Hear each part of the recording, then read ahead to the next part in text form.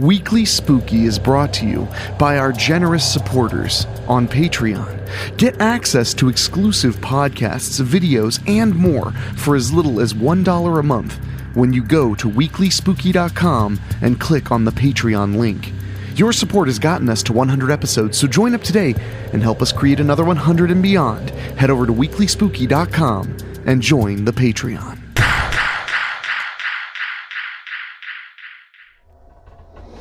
What's that? You want to be scared? Come with me.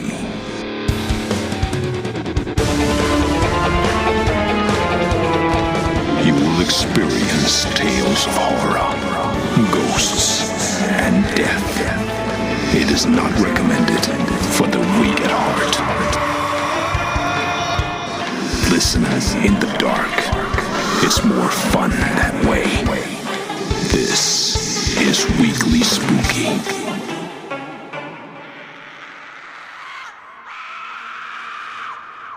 Hello, my friends. It's Wednesday, and you know what that means. It's time for a little spooky in your weekly. I'm your host and narrator, Henrik Kuto, and we have a very scary, very spiritual episode this week, just for your viciously thirsty ears. But before we get to the story, I want to take a moment to thank you for listening and to ask you to please make sure you're subscribed on your favorite podcasting app. And while you're there, maybe give us a star rating, whether it's on Apple Podcasts, Spotify, Stitcher, or anywhere else. It helps new people find the show, and I appreciate it so very much. Plus, it costs you nothing. If you want to support us even more so, and don't mind dropping a buck or two, please head to WeeklySpooky.com and click on Patreon. Patreon is the way to support the show. And in exchange for your $1 or more a month, you get a bonus episode of Weekly Spooky, along with several other perks available to you every single month. And I want to say a huge thank you to all of you who have been joining up on Patreon and helping us make it a great success. We're at 85 backers. Could you help us get to 100? I'd really appreciate it. But now, my friends, it's time to get to the story because it's hot outside, which means we need to be chilled. And this story is very chilling, very telling, because as they always say, out of the mouths of babes comes the truth we don't want to face. So kick back, get comfortable. It's time for the story. Heart of Stone, Heart of Fire by Joe Solmo. At the time of day when most kids were excited, Cody sighed. The glass-paneled steel door leading home from school was right in front of him. First, he watched Jessica and Brian leave without a problem, and jealousy crept in. Jason and Eddie left next, passing him almost like he didn't exist. He felt alone. Of course, he wasn't alone. He would have preferred to be. He knew as soon as he exited that door, he would hear his voice. Aiden Firehead. At least, that's what he called him in his thoughts. He would never dare say it out loud. Aiden, real last name Fitzgerald, wasn't a large boy. In fact, he was several inches shorter than Cody. The main difference between the two was that Aiden was mean. Sometime last semester, he drew the ire of Aiden. He remembered it like it was yesterday. Coming back from lunch, he stopped at his locker to grab his geometry book and accidentally bumped into his future bully. Literally. He apologized, but Aiden wouldn't hear it and pushed him down onto the cold tile hallway floor. "Do it again, and I'll really hurt you," Aiden told him that day. Cody was more confused by Aiden's reaction than upset, thinking it was just an isolated incident. After all, he didn't do it on purpose. Aiden's anger didn't just boil away, however, it simmered behind those cold blue eyes. Every day after that, Aiden tried to make Cody's life miserable. Some days he was able to avoid the bully. He even spent most of a week Aiden free by getting detention, just to have to stay late. But that just got him in trouble at home, as well as school.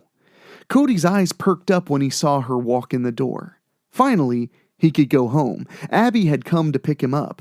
She peered in the door until she spotted him standing there. She motioned him to come, but he hesitated, fear still keeping him in place. He saw her shoulders sag. He felt bad, but he couldn't move. Abby entered the middle school, her black skirt swirling around her. Cody didn't understand why she wore black all the time. He thought that was mostly for funerals, but being the oldest kid that he knew at 16, she was his only hope in getting home safe. "Come on, Cody. I gotta get you home before Brad shows up to pick me up. Why did I have to walk you home anyway?" his stepsister asked.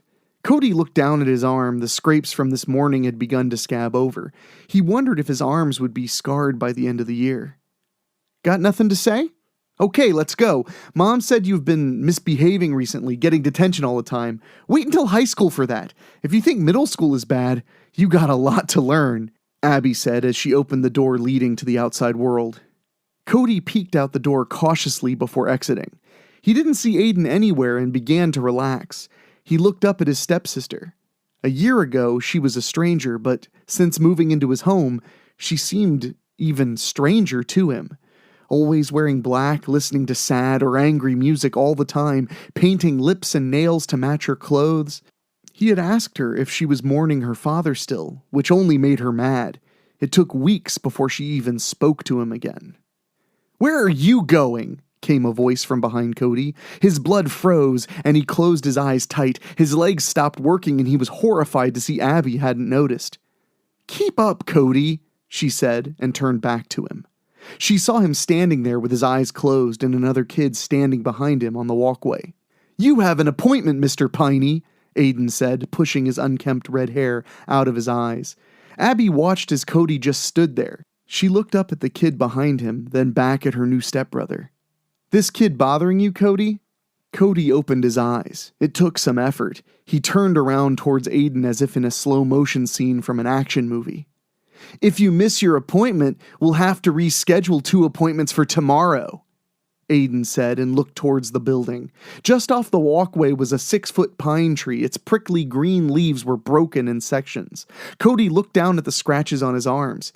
He knew all too well how much those branches hurt when someone was pushed into them. "Cody, let's go," Abby said and grabbed his hand. It seemed to snap him out of it. He followed her towards the street. "You've made your choice," Aiden called from behind him. Cody winced from the threat, but didn't look back. His plan worked. Having his new sis pick him up saved him from his appointment with the tree. He dared to smile as he crossed the street, the first one he had in weeks. He didn't give a thought to Aiden's threat as he arrived home. "I gotta go. Brad is here to pick me up. We'll talk later, okay?" Abby told him. She left in a flurry of black. He let out a sigh and raided the kitchen for a snack, finding a half a bag of cookies in the back of the cabinet. He bit into one slowly, probing for information to its staleness, but was pleasantly surprised. He took the bag to his room where his tablet awaited to immerse him in the world of video games and out of this reality. It wasn't long before he heard his new mother come home. She wasn't a bad person at all. In fact, he had nothing negative to say about her. She was very nice to him. She seemed to make his father happy as well.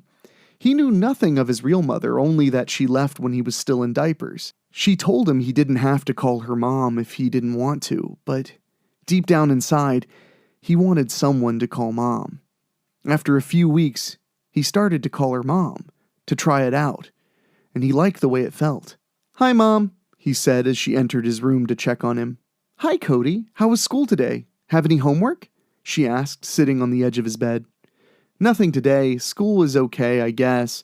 In science, we learned about different kinds of rocks. One of them must be real smart. It was called a genius rock or something," he replied. "How exciting! What happened to your arm?" she asked with concern in her voice. "Oh, that was nothing. I fell in gym class," he lied. "It doesn't look life-threatening," she said with a smile. "I recommend a bowl of ice cream after dinner. I picked up some chocolate chip cookie dough. Your favorite," she said with a smile. "Thanks. Do you prescribe ice cream to all your patients at the hospital?"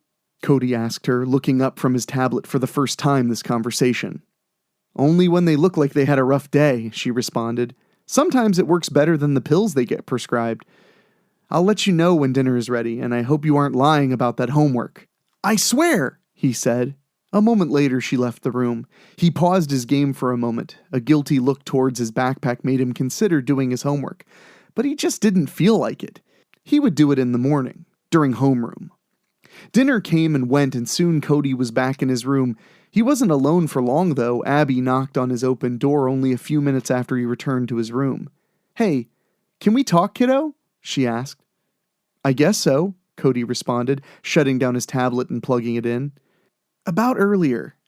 That red-headed kid. Has he been bullying you? Is that why you've been acting up in school?" Abby asked. She walked into the room. Cody darted past her and closed the door. He turned towards his stepsister. "Shh, not so loud," he said in a whisper. "Aiden has been a pain in my butt for months. I just bumped into him once. I apologized, but he's made my life miserable ever since." "He's just a butt. There are all types of people in the world. Some are brains, some are brawn, and some are just butts. The only contribution a butt makes is, well, you know, awfully stinky," Abby said and smiled. She sat on the end of his bed. "He definitely is," Cody replied. "A big old turd." "Okay, let's not get carried away. You should probably tell your dad what's going on. He could talk to that kid's father or the principal at school. Did I ever tell you about the time I was bullied a few years ago?" Abby inquired. "I think this is the most we've ever talked, actually," Cody said. "What's wrong with your arm?" he asked, looking at the bandage that wasn't there before. "Oh, this? It's nothing," she said. "Forget about it." "Did Brad bully you?" Cody asked. "Oh, God, no," she said and laughed so hard she snorted. "Can I trust you to keep a secret, kiddo?" she asked in an even quieter whisper than the one they were already talking in. "Sure, if you keep mine about Aiden," he replied. "You know, you're too smart for your own good. All right, I'll show you. Remember, you promised me," she said and started to peel back the edge of the bandage on her arm. Cody grew wide-eyed, wondering what kind of gory scene he was in store for. He thought about all those movies he snuck out of his room at night to watch on TV. "A tattoo?" he exclaimed when she revealed what was behind the bandage. "How are you going to hide that?" "Well, I figured once it was all healed up, there really isn't anything they can do about it, so at that point I would just show them and they will yell, but that'll be the end of it," she explained. "Why the cat?" he asked. "It's a special cat. It was my cat before we moved here. With all the movers going in and out, she ran away and we never found her. I used to go back there a few times a week, but I never found her. It's to remember her by," Abby told him. "It doesn't matter how long you wait. They will freak," Cody said, thinking of his dad and new mother. "Just remember, you promised to keep my secret, and I'll keep yours," she pointed a finger at him. "I know, so tell me about the time you got bullied," he asked her. The next day, Cody was in a good mood on his walk to school. He even caught himself whistling as he made his way along Main Street. He talked to his new sis for quite some time, and she explained to him all about bullies, that they were cowards at heart, and 9 times out of 10, if you stood up to one, they would back down. That last part he kept replaying over and over in his head. He had a plan on what he was going to do this morning. Then, there should be no more Aiden problems. He crossed the street to the school and started up the walkway towards where he had last seen Aiden and Mr. Piney. He rounded the corner and saw the tree out of the corner of his eye. He was almost disappointed he didn't see Aiden, because he was prepared this time. "Where are you going?" came a voice from behind the tree. Cody swallowed hard. He turned towards the bully, trying to look tough. "I'm going to homeroom. Not that it's any of your business," he said defiantly. "Not yet you're not," Aiden said and approached him. He grabbed a hold of Cody's backpack straps and swung him towards the tree. It happened too fast for Cody to do anything, and before he knew it, his feet left the ground and he fell into the prickly pine tree. He felt the branches scrape against his bare skin as he heard Aiden laugh. Determined not to give up, Cody crawled out of the tree and brushed himself off as best he could. "You touch me again, and you're gonna get it," Cody said, glaring a hole in Aiden. "You're a funny one today," the bully said and approached him, reaching for his bag straps once again. "Okay, Cody," he thought to himself. "Now is the time." Cody swung as hard as he could. Aiden easily deflected the punch and laughed again. While he was distracted, Cody went for his weak spot with a kick to the groin. This connected, and Aiden let go of him to instinctively cover something else, even though it was too late. Cody felt a rush. It was working. The plan was working. He was going to hug his stepsister when they got home tonight and tell her how her advice about bullies being cowards helped him.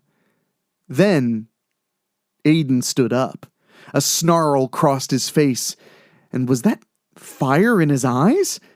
"You made a big mistake," the bully said and reached out to grab him. Cody bolted, the adrenaline kicking in, but it didn't kick in fast enough. Aiden grabbed a hold of his backpack, and that was enough. Not only was Cody introduced to Mr. Piney for his second appointment, but Aiden's repeated knee strikes kept him in the coniferous tomb. The entire time Cody balled up and closed his eyes. He could hear Aiden's words of anger, a more vicious tone of voice than he had heard from the bully before. After a few seconds, he could no longer smell the pine, and it was replaced by another smell. He tried to place it. It smelled like when his grandfather would light his pipe. The sulfur from the matches! Cody forced himself to open his eyes to make sure that Aiden wasn't trying to burn the tree down with him inside, but what he saw was worse. Aiden stood up over him, his red hair raised around his head, waving in a secret breeze only they knew about.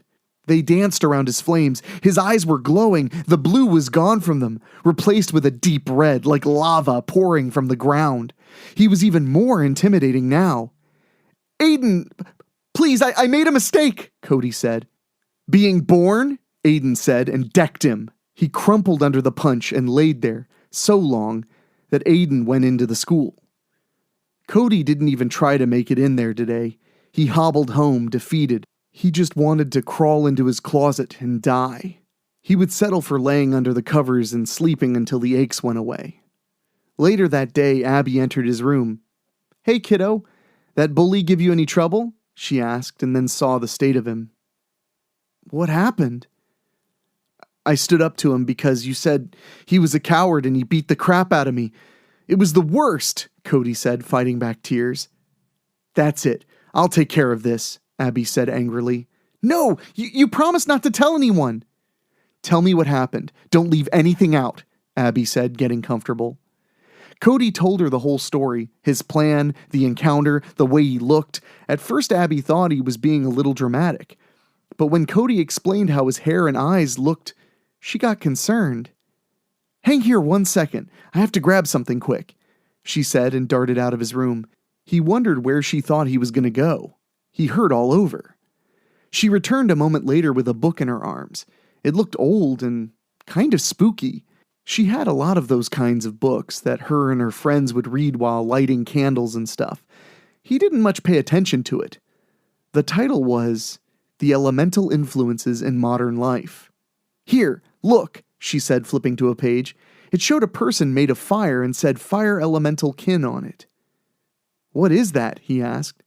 "You see, before people, there were only the elementals. They roamed the world, warred with each other, much like humans, I guess. Anyway, when humans came around, they warred with us instead. Eventually, they were defeated and were imprisoned in the elements they represented. Fire, earth, water, and air. Somewhere, the human and elemental bloodlines crossed, and now there are some humans with elemental blood. I think that's what Aiden is," Abby explained. "According to this book, most people have at least some elemental blood in them. I don't, but maybe you do." "What? Are you crazy? I don't have fire hair," Cody responded. "No, but you have other traits. Let's see. You were born in January, so you're a Capricorn and Earth sign. You're pretty thoughtful. Remember Mom's birthday when you got her that painting at the swap meet of her favorite flowers? That's also contributed to Earth.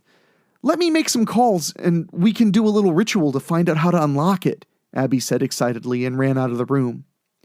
An hour later, Cody sat inside a circle on the floor, candles lit around him. 4 of Abby's friends who also wear black sat around him. They were reading something together, their voices as one. He couldn't make out any of the words. Just when he began to get bored and was going to go back to his room, something changed. He felt it and looked around, but he didn't see anything amiss. A calming sensation flowed into his body from the floor and made its way over him, until he was wrapped in it like a giant blanket. A patience of the ages took over him, and he no longer wanted to go back to his room so badly. The next morning, Cody prepared for school and left the house the same way he had done for a long time, but this time, gone was the apprehension about the day. Inside, he was still, like the mountain facing the wind and rain. Cody didn't hesitate as he crossed the street to the school and walked to the tree. He stopped there and looked at it, waiting. "Look who it is here," came a snarl from the tree. "I don't think I've paid you back enough for the nard shot." Aiden stepped from behind the tree, much like he did the day before. He took a few steps towards Cody. "What's different about you? You're not so trembly," the bully said, and turned his head sideways like a dog when it's thinking hard. "I am not scared of you anymore," Cody said, and concentrated on the words and images his sister taught him to keep in his mind. Mountains defying the weather, the Rock of Gibraltar, mesas in the west, large, sturdy, unwavering redwoods. A little ace up his sleeve if he needed it, she called it, in case his aura wasn't enough. He had no idea what she meant by that, but it soothed him. "You should be. Your face hurt my knee yesterday. Now my fists want an apology," Aiden said with a flash of fire in his eyes.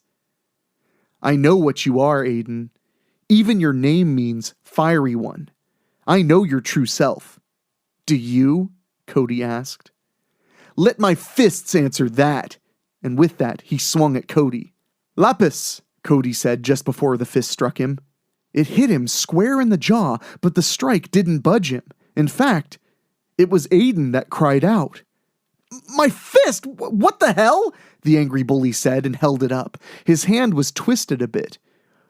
"Why is your face so hard?" Aiden said, and swung again. This time a body blow landed on Cody, much to the same effect.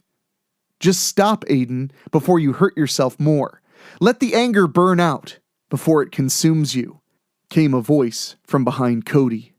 His sister was there to check on him. He just stood his ground with the magic trigger words in his head. "Stay out of this. This is between Cody and I," Aiden said, his hair waving erratically around him. With a yell, he kicked Cody in the leg as hard as he could to try to drop him to the ground. An audible snap was heard, and Aiden was the one who dropped, clutching his ankle. I think it's broken." "Serves you right, you little turd," Abby said and winked at Cody, who still stood there, still as could be. "Will you give up this nonsense, Aiden?" Cody asked, walking over to the bully on the ground. "Will you give up on bullying?" "Yeah, you won, okay? You kicked my ass," Aiden said as a crowd started to gather. "Cody did nothing. Your anger did all of this. You did this to yourself," Abby said. Cody looked down on his bully, now almost in tears and holding his broken ankle. "Come on, let's get you to the nurse," Cody said and held out a hand. Aiden reluctantly grabbed it and was shocked to find the anger inside him leaving. He hadn't felt like this in years. It was as if a great weight was lifted from his shoulders. He looked Cody in the eyes as he got to his feet and saw something there. He never noticed it before. A peacefulness he couldn't explain. He no longer wanted to hurt Cody. He wanted him around. He wanted to feel this way for as long as he could. Later that night, Cody and Abby recalled the events of the day. She explained that now he had unlocked his potential. He would affect others around him, some more than others depending on their susceptibility. Even Abby could feel the calmness in him. His mother popped in his room just before bedtime. "Cody, Mrs. Fitzgerald called. She wanted to know if it was okay to ask you to have a sleepover at her son Aiden's this weekend. How come you haven't told us about your friend? She asked. We just became friends, Cody said, looking at the faded scratches on his arms. They were all but gone now. Well, you must have made an impression. He said you saved him when he hurt his ankle? He couldn't stop saying nice things about you, his mother said. A moment passed. What should I tell her? I have to call her back. Tell her I said I wouldn't miss it, Cody said and smiled. A friend. He made a friend. He never thought in a million years he would make a friend out of Aiden. He smiled as he rolled over on his bed and went to bed happy for the first time in a very long time.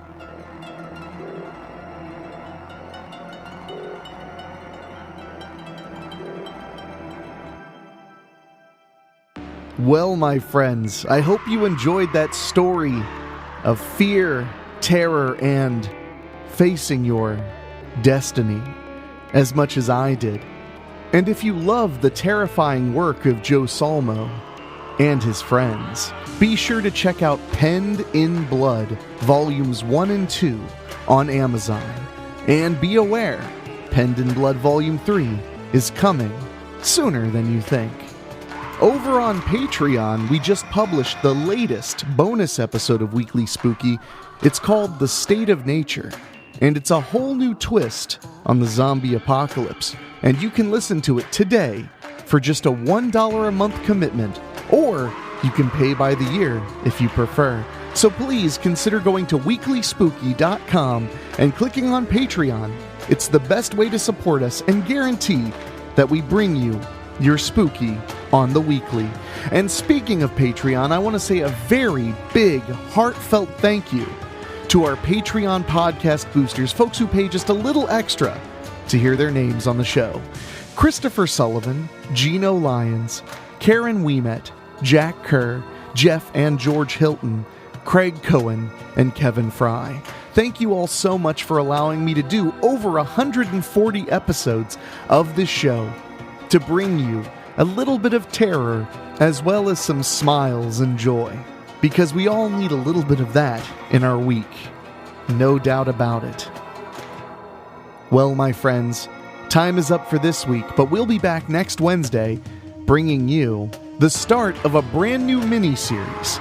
And I promise you, it will not disappoint. But until next time, for our executive producer, Rob Fields, our producer, Dan Wilder, and my composer, Ray Mattis, I look forward to scaring you and talking to you next week.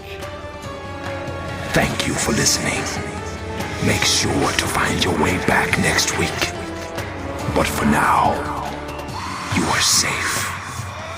Trust me.